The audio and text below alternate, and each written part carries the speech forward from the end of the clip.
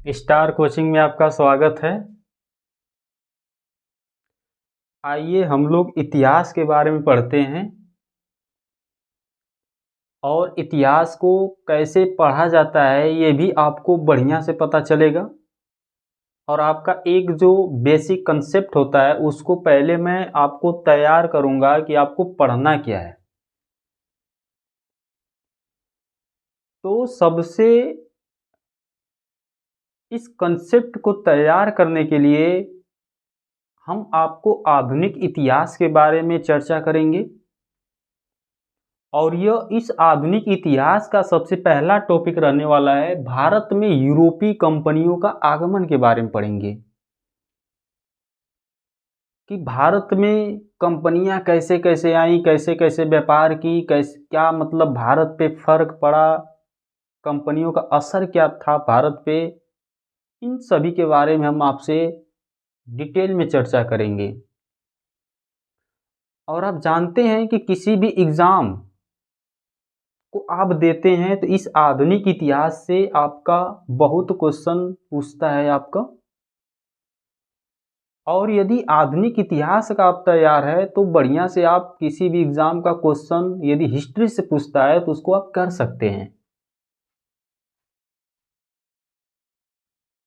तो आइए इस मुद्दे पे चर्चा करते हैं और इस मुद्दे का सबसे पहला टॉपिक रहने वाला है आपका, भारत में यूरोपीय कंपनियों का आगमन के बारे में पढ़ेंगे।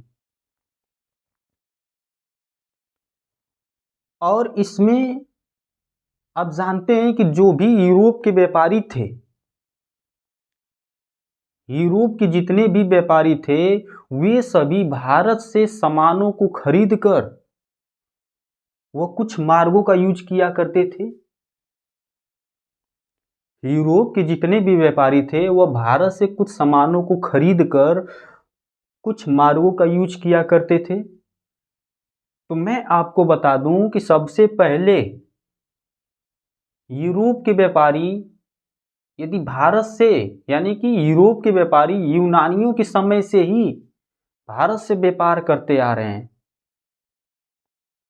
और उस समय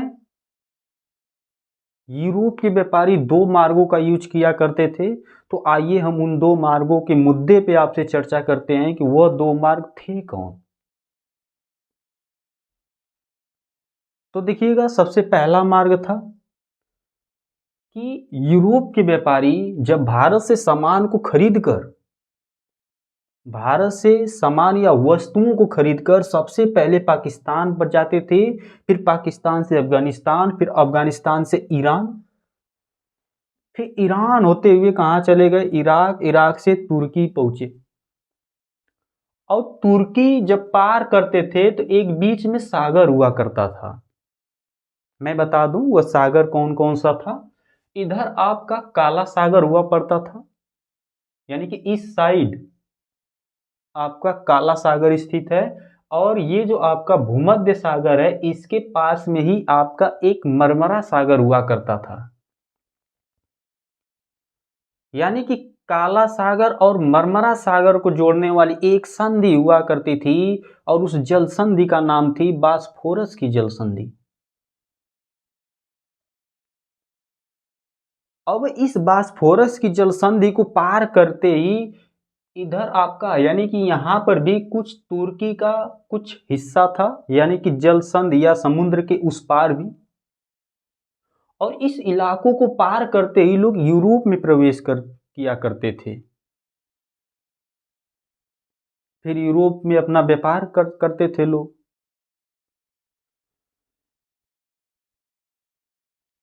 फिर आगे देखिएगा, इस रास्ते के बारे में और चर्चा करते हैं आपसे। इस रास्ते से व्यापार करने के लिए यूरोपीय व्यापारियों को अनेक समस्या का सामना भी करना पड़ता था। और वह समस्या क्या थी, जैसे आप जानते हैं कि अफगानिस्तान और पाकिस्तान ये पहाड़ी इलाके और इन इलाकों में बहुत से दर्रे हुआ करते हैं। और इन दर्रों यानी पहाड़ को लांघ करके यूरोप पहुंचना बहुत ही कठिन समस्या है। जब किसी भी मार्ग में पहाड़ या दर्रे जैसे इलाकों में यदि उसको पार करना हो तो आप जानते हैं कितना समस्या उत्पन्न हो सकता है। तो इन पहाड़ और दर्रों के कारण इनको व्यापार करने में बहुत सी समस्या उत्पन्न होती थी। तो ये यूरोप के व्यापारी इन पहले मार्ग का यूज किया करते थे और ये बिल्कुल कई देश लांघ कर तब यूरोप में पहुंचते थे लोग। और आप मुझे इस आधुनिक मैप में देखकर यह बताइएगा कि यहाँ पे जो जब इस सागर को पार करते थे तो यूरोप के किस देश में सबसे पहले पहुंचते थे? आप इस क्वेश्चन को मैप में देखकर जरूर बताइएगा। हालांकि मैं आगे आपसे चर्चा करूंगा कि किस देश में लोग पहुंचते थे, आपको पता चलेगा, लेकिन आप इसको खोजने का सबसे पहले कोशिश कीजिएगा।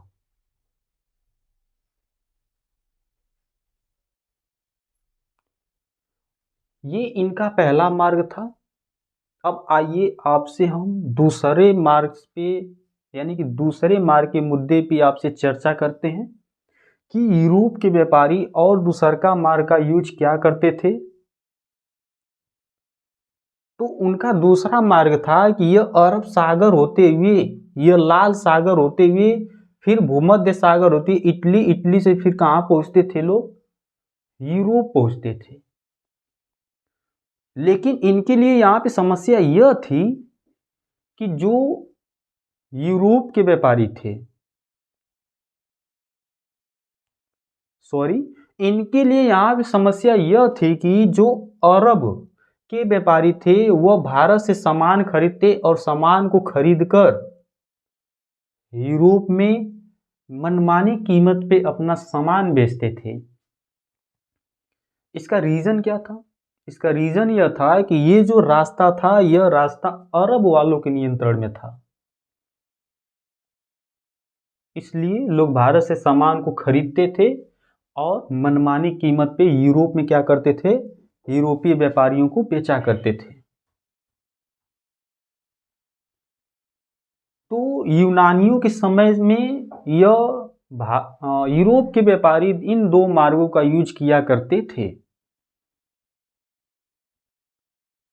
तो आप यह बताइएगा कि भारत पहुंचने के लिए जो यूरोप का कुछ देश थे, स्पेन और पुर्तगाल, ऐसा इनके सामने क्या समस्या आ गई कि इनको समुद्री मार्ग का खोज करना पड़ा। और बिल्कुल आप देख रहे हैं कि इधर से यानी कि ये समुद्री मार्ग होते हुए अंटार्कटिक महासागर होते हुए इस तरह आते थे, फिर यहाँ पे आए, फिर यहाँ से कहाँ चले गए? भारत। तो उनके सामने यह समस्या क्या उत्पन्न हो गई कि वह इन समुद्री मार्गों की खोज करने के लिए लोग अपने जान को जोखिम में डाल करके लोग समुद्र में मार्ग को खोजने के लिए उतर गए। इसका एक कारण था, मैं उस कारण पे आपसे साथ चर्चा करता हूं कि कारण क्या था।